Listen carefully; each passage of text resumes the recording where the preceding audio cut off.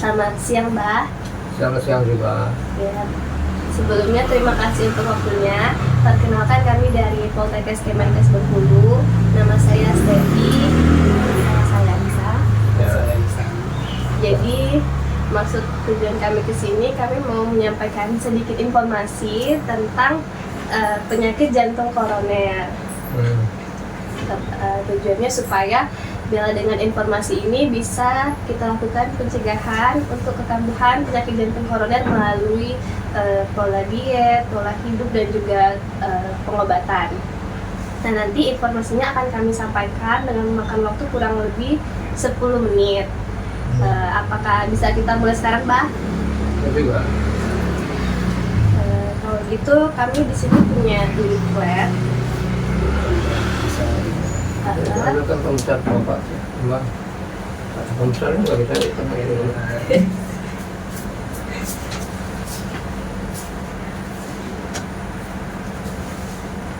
Mencegahkan kekambuhan pada penyakit jantung koroner. Untuk ini, untuk materinya akan terlebih dahulu disampaikan oleh Iksan. Pada Iksan, silakan. Oke, baik, terima kasih sebelumnya Mbak. Ya. Mbak udah tahu belum apa itu PJK atau penyakit jantung koroner? Ya, hanya berita-berita aja lah. Berarti belum tahu sepenuhnya tentang penyakit jantung koroner, Mbak? Ya belum lah. Belum. Katakan.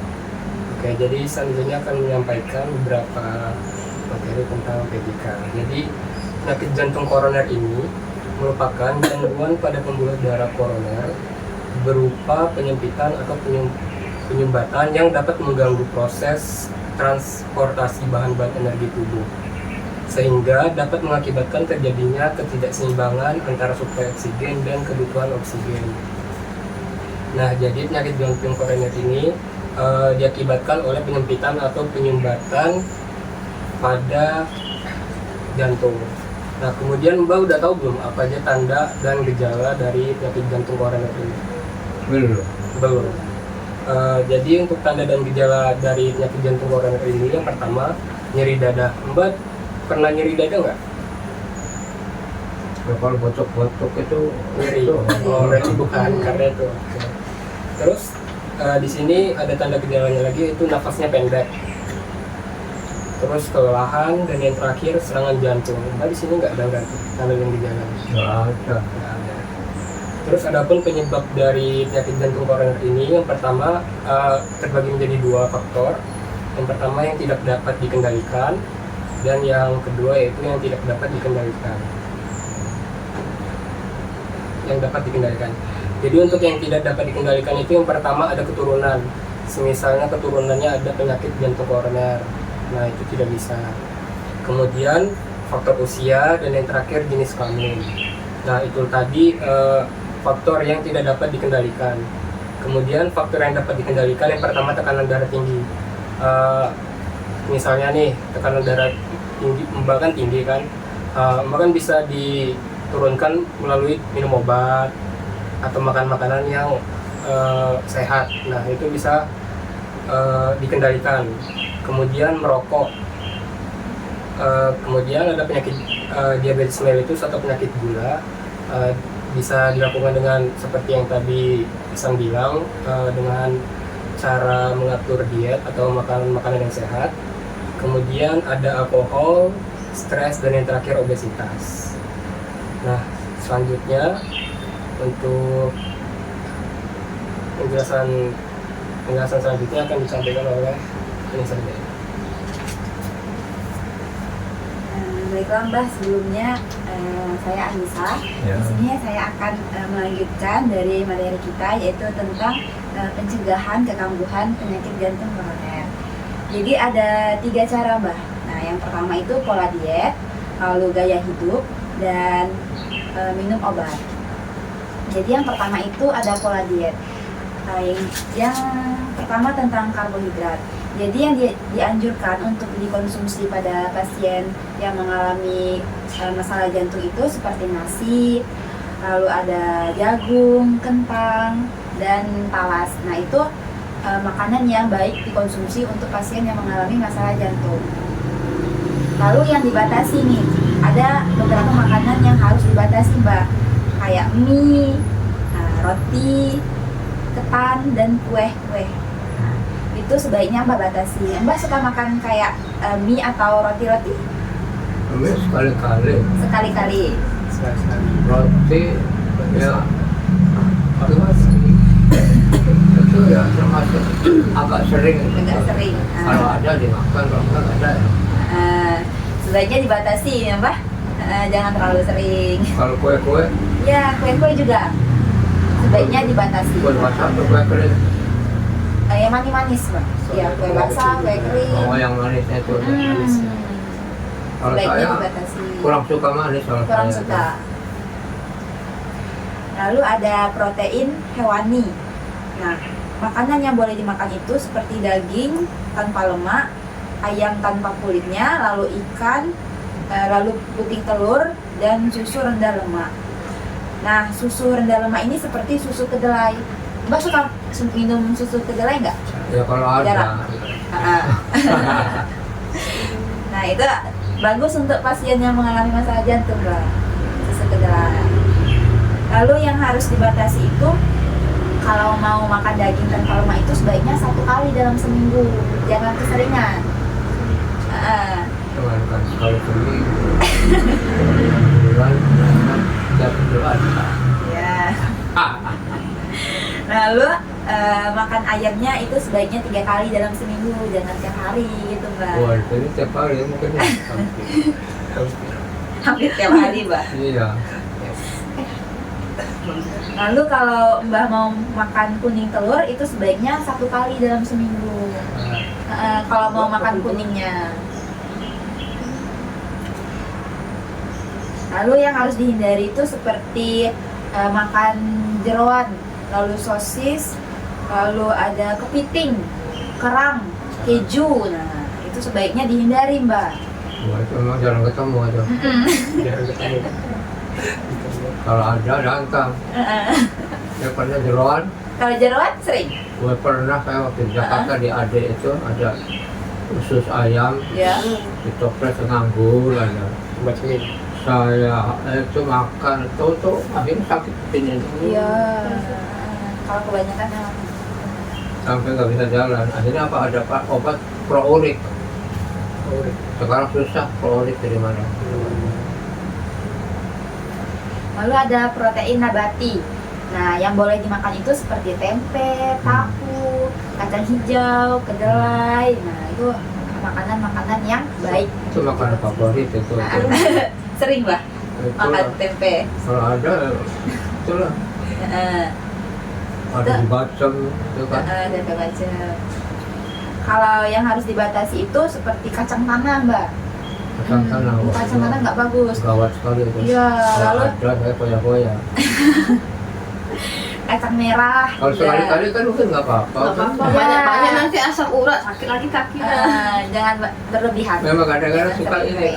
apa makan apa sih kita sakit ya. Kakinya.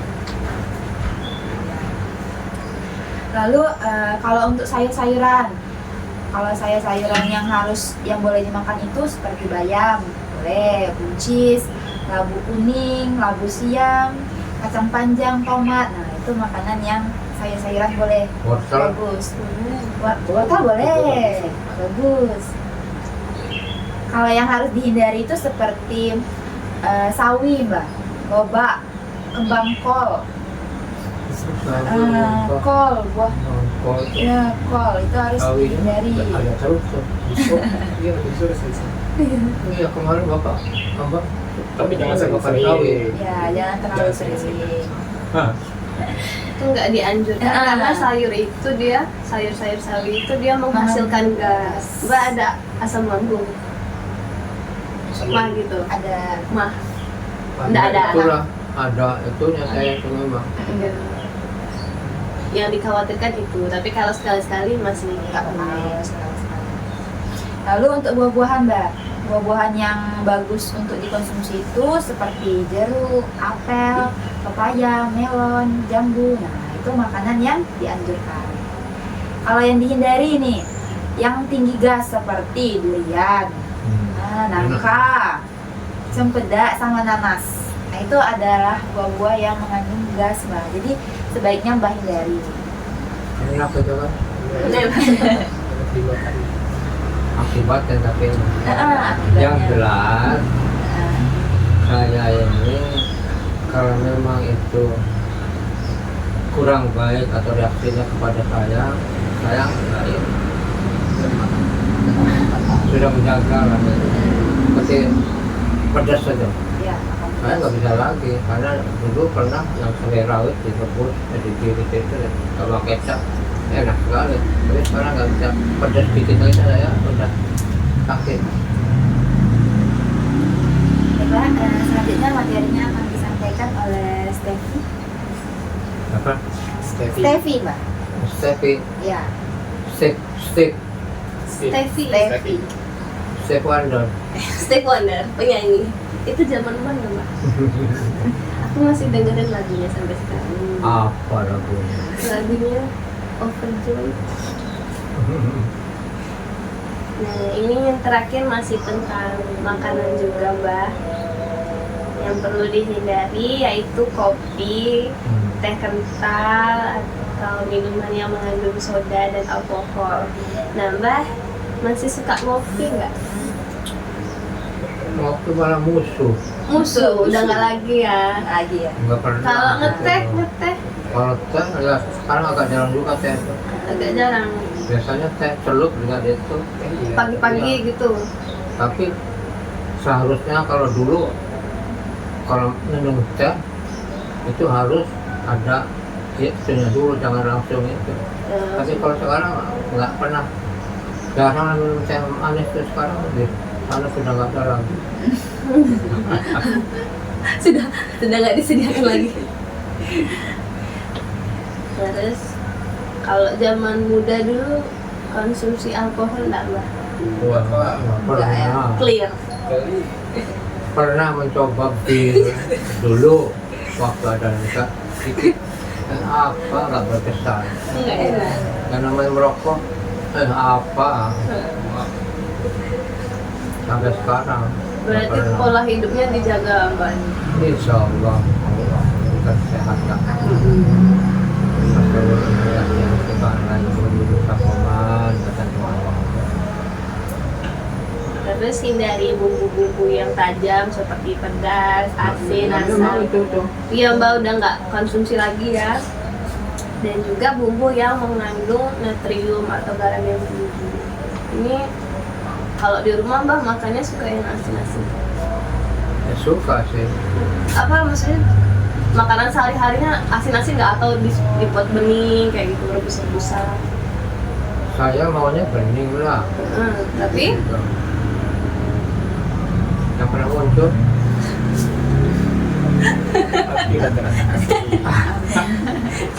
habis saya sekarang kan numpang makan karena nggak request. mamanya ini kasar. Dulu kalau masih ada istri saya tanya masak apa gini gitu ya. Kalau sekarang tinggal terima aja. Ya, Tinggal terima Terima. aja. kenapa? Minum beres. Terima beres makanannya Mbak. Apa yang ada kira-kira misalnya wah ini pedas. Kira-kira gimana? Yang pakas makan juga, tapi Kurangin enggak? kurangi lah. Jadi lebih dianjurkan pakai bumbu-bumbu yang nggak mengandung natrium. Memang seperti itu apa lambung saya tuh nggak ini Ya. udah nggak Kuat kuat lagi. seperti bakso yang itunya itu terasanya itu kalau bumbunya itu Iya. kalau makan baksonya enak. Bumbunya micin semua. Iya. Makanya cara-cara pengolahan yang direkomendasikan di sini tuh yang paling dianjurkan itu direbus, dikukus atau ditumis Atau dibakar. atau dibakar. Itulah orang Jawa kan dulu itulah tempe bakar gitu. Tapi kalau dibakar-bakar sampai gosong juga bahaya, nanti jadi Itu kanker Mbak. makan arang pula. Iya. Iya. Arangnya itu karsinogen. Tapi orang itu kalau untuk mencret itu kan Obat mencret bang. karbohidrat itu, karbon kan di karbonat itu kan. Nah, lalu selanjutnya yang perlu diperhatikan adalah gaya hidup dengan cara berolahraga atau melakukan aktivitas fisik yang teratur. Mbak, kalau kesehariannya kegiatannya apa Mbak? Ya itulah jemur kaset, Jemur baju? jemur endok, jemur itu kan itu angkat jemuran kalau ada ikan bisa bantu. Rajin dia Pak? Nyapu, bapak-bapak di belakang sampai mau pingsan. Kenapa sampai mau pingsan? Iya, sampai pernah saya ini rupanya mati mungkin saya tuh. Terasa memang hilang. Mungkin Karena berlebihan itu. babat sampai panas-panasan gitu mau pingsan. Ya pokoknya kalau panas ya itu agak ini kan babat-babat kan berkeringat ini sampai ini. Kecapean. Karena sampai pingsan kan di belakang Sampai pingsan beneran. Hampir atau hampir. sampai hilang saya tuh. Udah oleng. Kayak mati. Ada orang itu Mbak? Ya itu bapaknya kan ada Ihsan juga kalau nggak salah yang nolong. Itulah pekerjaan saya. Ini lihat itu depan itu sudah ada rencana itu saya kan bapak itu angkat itu. Babat pakai arit Mbak? Ya pakai Mesin golok lah. Kalau yang di belakang kadang-kadang pakai gunting tanamannya. Terus kalau jalan-jalan pagi gitu Mbak, ini kan di depan banyak batu-batu. Ya, Jalan-jalan pagi ada nggak? nggak pernah. Dulu waktu mau ke Mekah, keliling jalan itu di batu-batu, terus keliling. Sekarang nggak lagi.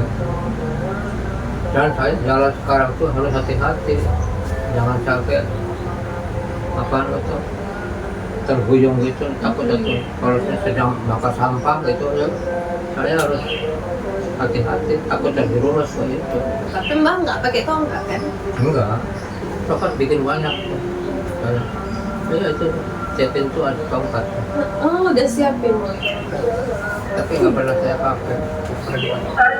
Orang-orang suruh pakai tongkat, kok masih bisa? Saya bilang alhamdulillah. Terus yang kedua dengan tidak merokok, tidak minum minuman keras, istirahat yang cukup dan mengendalikan stres. Mbak kalau tidur biasanya jam berapa? Nggak tahu kalau sudah berapa. Malam nggak? Atau jam 7 udah tidur? Kalau masuk kamar ya jam 8, kadang-kadang jam 9, itu tidurnya jam berapa kita nggak tahu kan. Jadi itu kalau masuk jam 8, mungkin jam 9 tertidur mungkin apa. Kalau itu terbangun lagi mau kencing kan, tuh jam 10 tidur lagi. Bangun lagi jam 12 tidur lagi. Bangun kalau saya sudah terbangun jam ada bunyi teng 2 atau jam 3 itu udah susah lagi tidurnya. Terus paginya bangun subuh. Ya iya. Habis subuh ngantuk saya biasanya habis subuh itu. Itu nggak bisa. Ya itu tidur lagi tapi sebentar gitu jam 8 atau kadang jam 9 lagi. Kata orang tua dulu sebetulnya sebelum jam 12 itu nggak boleh tidur katanya. Tapi saya kira itu yang gimana kalau sudah itu ngantuk tidur katanya. Ya gitu lah. Kalau siang tidur siang. Ya. Kalau siang-siang tidur siang nggak? Ya kalau misalnya itu kan ini nanti ya sudah sholat, sudah sinetron, makan, lihat jam 2, setengah 2, masuk kamar, Tidur. masuk kamar, tunggu, kemudian asar, sebelum asar bangun. Itulah kehidupan. Berarti udah cukup lah istirahatnya gitu. Yang penting jangan sampai kelelahan, sampai ngerumput sampai pingsan. Ya itulah, jadi saya kadang-kadang kalau sudah kerja itu itulah Kalau nggak ada Ihsan atau bapaknya kemarin kayak mana lah itu? Ya nggak tahu. Yang sekarang yang penting kan ini sudah ada. Terus patuh pengobatan, Mbak ada darah tinggi, hipertensi, Kami tinggi. tapi tekanan darah tinggi. Katanya kata dokter, saya dikasih obat. Apa obatnya? Amlodipin. Ya, rutin nggak Mbak minum? Yang penting Amlodipin. itu dikasih 3 ini. Saya tadi baca satu kali 24 jam. Apa nama tablet atau apa tablet atau apa rupanya akhirnya saya sudah saya satu tabletnya, jadi kan 3 itu berarti 30, berarti targetnya nanti tanggal 15 saya ke dokter lagi, cek lagi. Rutin Mbak minumnya? Itulah setiap hari satu. Setiap hari ya. Itu kalau obat darah tinggi itu Mbak harus diminum rutin setiap hari. Kalau dia resepkan setiap hari berarti harus diminum setiap hari. Saya kadang-kadang suka ragu, bisa suruh cek darah saya itu. Kan nggak apa-apa, masih sehat. Walaupun tekanan darahnya udah normal, udah nggak tinggi lagi, tapi tetap harus dihabisin obatnya Mbak. Satu kali kan 1 kali 24. Satu kali satu 24. Iya, harus tetap rutin diminum supaya tetap terkontrol Jadi dan nanti kalau stabil. obat itu habis, Cek lagi ke dokter. Kata dokternya kalau obatnya habis dibeli lagi atau kontrol dulu. Biasanya kan kontrol dulu. mungkin kontraknya habis itu nanti 15. Ini kan dikontrol lagi kan. Seperti dikontrol. Tapi tinggi itu sebenarnya saya berapa sih? Pokoknya 137. Kalau itu orang tinggi Masih terpilih. itu masih bagus sebenarnya. Tinggi itu 100 di atas 140. Nah itu tinggi banget itu. Tapi 170 di Bali Buntar waktu zaman corona. Sakit lah itu Tempat kepala. lain turun lagi. Itu mana benar? Tapi sebetulnya kan pakai yang bukan Yang mesti iya pakai elektronik itu, iya nggak manual ya. iya. Pada zamannya dulu sih saya pakai Obatnya ini setiap hari. iya. Oh istri Mbak. Wih. Terus itu karena Mbak udah ada didiagnosa darah tinggi itu makanya dikasih obat kan. Jadi harus terus diminum rutin supaya darahnya Sudah terkontrol. nanti sebentar lagi ini habis. Iya, pokoknya harus dijaga supaya tekanan darahnya stabil. Itu kemarin ada 2 atau 3, habis ambilnya susah. Besok waktu itu tak, waktu hilang kemana nggak tahu siapa yang nyapu. Itulah kalau darah tinggi ya Mbak, kalau nggak terkontrol nggak minum obat nanti tinggi semakin lama itulah komplikasi. Yang penting makannya itulah. Iya. Makanya semuanya harus dijaga, pola hidup, pola Makanya saya Senin, Kamis, 13, 14, 15 setiap bulan. puasa. Itulah targetnya. Tapi obatnya kayak mana? Kalau puasa. Saya nggak pakai obat-obat lagi. Ini Panadol ekstra. Iya, oh, itu obat lagi. Oh, Paramek. Wah. Waktu Paramek saya waktu di Bogor itu saya tidak dibekali obat sama istri saya sampai di rumah Ameli sana. Wah, itu kasih Paramek langsung itu enak sekali. Langsung hilang. Terus kalau Sekarang itu nggak saya bikin itu. ngantuk kan Mbak? Neurobion, vitamin C. Saya kalau itu habis saya suruh beli Neurobion, itu Neurobion. Itu satu datang Iya, 12. yang putih itu. Iya. Nah itu waktu saya di Palembang, waktu saya mau sakit mata itu waktu operasi itu dikasih Neurobion 20 tablet sekaligus katanya. Jadi saya heran, ini gimana? Iya memang. Sehari turun 2. Sehari turun 2. Neurobion tuh 20 tablet sekaligus. Jadi besoknya 18, besoknya jadi 16 sampai habis. Sampai sekarang Neurobion itu dengan vitamin C. Bagus tuh kalau itu sarap. Insya Allah. Baca kalau asal menjadi ayat yang ditikaan lagi Allah.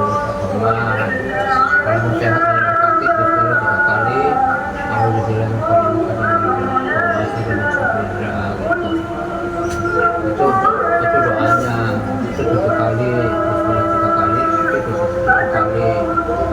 Insya Allah.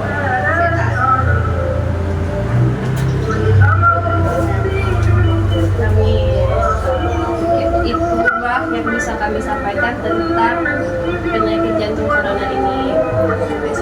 Sejauh ini ada yang mau ditanyakan? Kira sudah belum? Iya. Itu kalau gitu terima kasih untuk waktunya dan kami tutup pertemuan hari ini. Selamat siang Pak. Siang, alhamdulillah.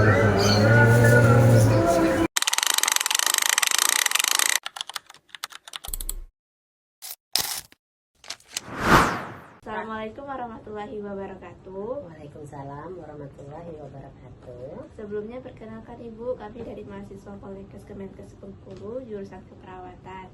Di sini kami ingin mengedukasi Ibu tentang CHF atau penyakit jantung kognitif. Nah, itu ada beberapa materi yang akan kami sampaikan, yaitu ada definisi, ada penyebabnya, terus bagaimana sih cara kita untuk menjaga aktivitas atau menjaga pola makan kita terhadap penyakit jantung tersebut. Apakah Ibu bersedia untuk meluangkan waktunya mungkin sekitar 5-10 menit? Boleh. Baik, terima kasih Bu. Sebelumnya izin memperkenalkan kami dulu ya Bu. Perkenalkan, nama saya Sakila Mutiara, biasa dipanggil Sakila, dan ini rekan saya. Perkenalkan, saya Sapna Trianingsih, Bu. Nah, jadi sebelumnya Ibu udah tahu belum apa itu penyakit jantung kognitif itu? Nggak tahu. Belum tahu ya Bu. Jadi di sini ada leaflet kami, di sini ada tentang materi-materinya, ada definisinya. Jadi penyakit jantung itu adalah penyakit yang dimana jantung kita itu tidak mampu memompa ke aliran darah secara biasanya seperti itu. Jadi ada sumbatan yang menghambat perjalanan dari aliran darah itu. Kan seharusnya darah itu memompa ke seluruh tubuh. Jadi karena ada sumbatan, jadi dia itu tidak dapat memompa dengan semaksimal itu. Jadi itu yang disebut dengan penyakit jantung. Nah, jadi apa sih yang menjadi penyebab dari penyakit jantung kongestif itu? Jadi itu kan bisa karena hipertensi atau seperti yang tadi dibilang ada penyumbatan. Penyumbatan itu yang biasanya itu disebut dengan plak atau ada lemak gitu yang menumpuk di jalur yang dimana seharusnya aliran darah itu dialirkan. Nah, penyebabnya kan itu ada hipertensi, bisa ada penyumbatan karena lemak tadi. Kenapa sih hipertensi itu bisa menyebabkan penyakit jantung itu tadi, Bu? Itu kan karena kan seharusnya kan karena hipertensi itu kan darah kita kan harus memompanya, jantung kita tuh harus memompa darah itu lebih cepat, lebih kuat. Nah, jadi karena itu, jadi karena ada penyumbatan tadi kan, Hipertensi itu darah tinggi. ya darah tinggi. Jadi karena ada penyumbatan itu kan dia harus memompanya lebih kuat karena kan harus mensuplai ke seluruh tubuh. Jadi karena ada sumbatan, darah itu bakalan kembali lagi. Jadi dia akan masuk ke paru-paru.